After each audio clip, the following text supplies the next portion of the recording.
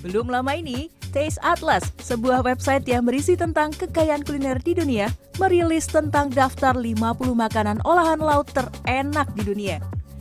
Dan siapa sangka, jika pempek makanan khas Palembang ini menduduki peringkat keempat. Pempek lebih unggul jika dibandingkan dengan boiled Maine lobster dari Amerika Serikat dan Moguro nigiri sushi serta takoyaki dari Jepang. Daftar ini dibuat berdasar survei yang dilakukan terhadap audiens Taste Atlas. Pempek adalah makanan yang dibuat dari daging ikan belida yang dicampur dengan tepung kanji serta beragam bumbu. Pempek biasanya dinikmati dengan kuah asam manis yang dikenal dengan sebutan cuko. Karena keberadaan ikan belida semakin sulit, akhirnya dicari pengganti dengan ikan tenggiri atau ikan lainnya.